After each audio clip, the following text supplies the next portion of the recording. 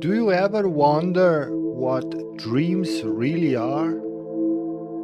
Because most people, they just never ask the question.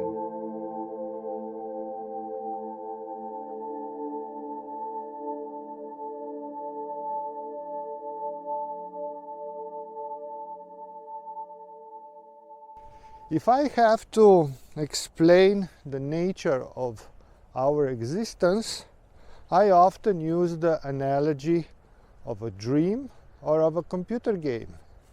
If I would only be permitted to use one, I would use a dream. By that, I don't mean a dream as it's explained by our materialistic science, because if I look at all the explanations that were given to us about our dream, the one that materialistic science is giving us seems to me like the least plausible one. Because their theory has at least one major problem, and that's the explanation itself. Because they are saying that our dreams are happening inside our brains, and that they are not sure, but it must certainly involve rearranging of data of some sort. So maybe the data we accumulate gets reordered or rearranged or stored in some way. That's one theory.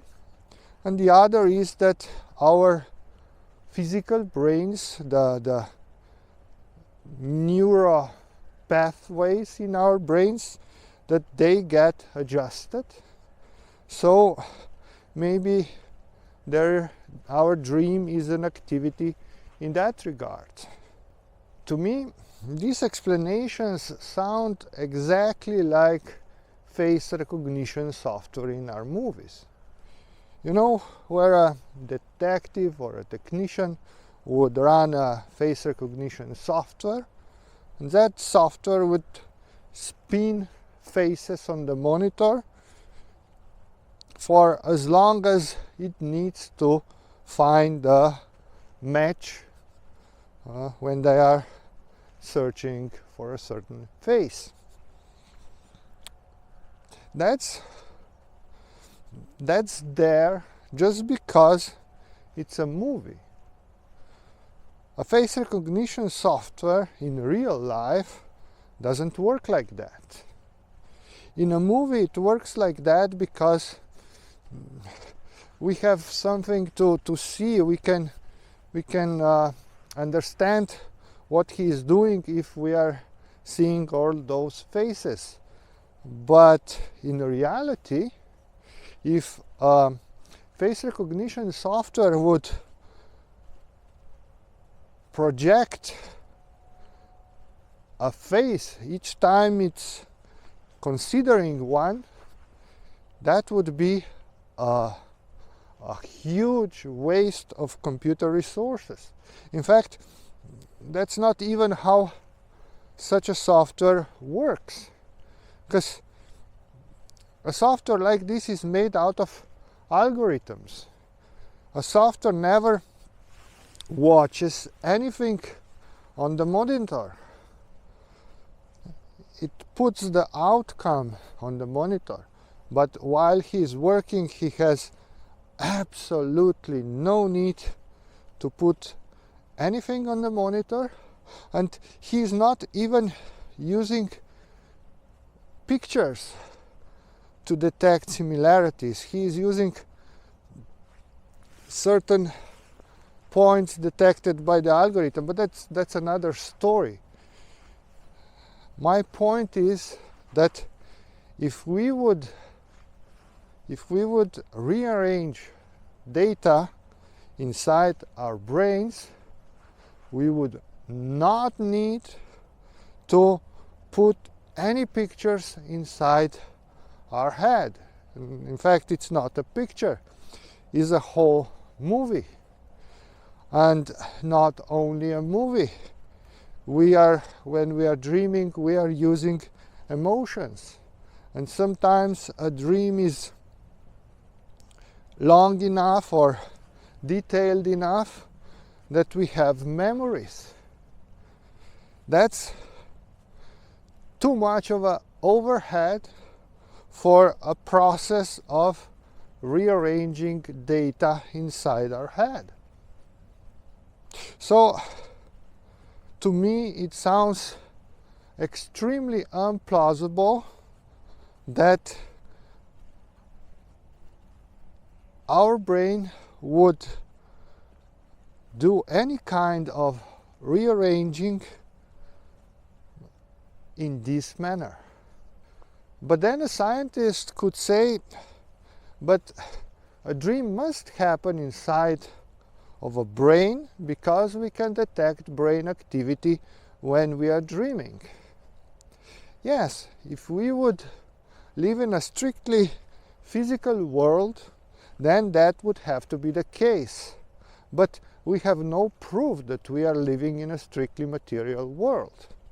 And if we are not, then we can perhaps explain this phenomena by using the analogy of a computer monitor. Because a picture appears on the computer monitor just as a projection. Because everything that happens on a computer happens inside the computer processor, and then the outcome gets processed inside the graphical processor, and what we see on the monitor is just a projection, nothing else. And now let us talk about things that a scientist cannot explain. For example, predictions. And I'm not talking about I had a dream that I broke my tooth, so something bad will happen. Because bad things are often happening in our life, so it's hard to make a correlation. I'm talking about the dream when you dream that someone will die and that someone really dies within a week. Calling that a coincidence is a little bit of a stretch. And then there are those that had predictions for other people and for the world in general, and they wrote these things down. Okay, they did not predict everything right, but still, if the amount of predictions that really happened is at least somewhat substantial, then that's something to think about. Now let me tell you about one of my experiences. Many years ago, me and my wife, we both had a dream. We woke up at the same time, so we were telling each other what our dream was all about. And we were shocked, because it was the same dream. We were on a meadow, and we both saw this field of grass and flowers, and it was everything exactly the same. We practically had the same dream. And how can you explain this with our brains rearranging the data?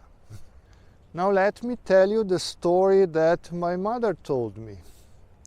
She said, you know that during the Second World War, Germans took my father, and me and my mother, we were living alone, and we were waiting for my father to come home, because we did not know where did they took him. We found out that only after the war. But even though we were waiting for him day after day, one day my mother said, you know, I will not wait for him any longer. Because he came to me in a dream and he said that he was taken far, far away and that he will never return home. And it's true. He was taken far, far away into a concentration camp. My mother said that they used to call this kind of a dream someone giving you a memory. If you ask me, dreams are memories we have of us visiting other realities. And I think that it is not a coincidence that we tend to forget our dreams, because we forget most of them. That's very similar to the fact that we forget our previous lives when we are born. I guess the rule of forgetting previous lives is a little bit more strict than the rule of forgetting our dreams, but nonetheless the dynamic looks quite similar. And when we look at our dreams, we can realize that they are made out of the same stuff that our reality is made of. And that stuff is experience. Because our dreams are made of experiences. And so is our so-called real life. So my friend, I wish you all the best experiences this life can give you. And I wish you would remember only the best experiences you have in your dreams. If your ego is telling you that it is pointless to like, comment, and share my video with your friends, don't always listen to your ego. Listen to your heart, my friend.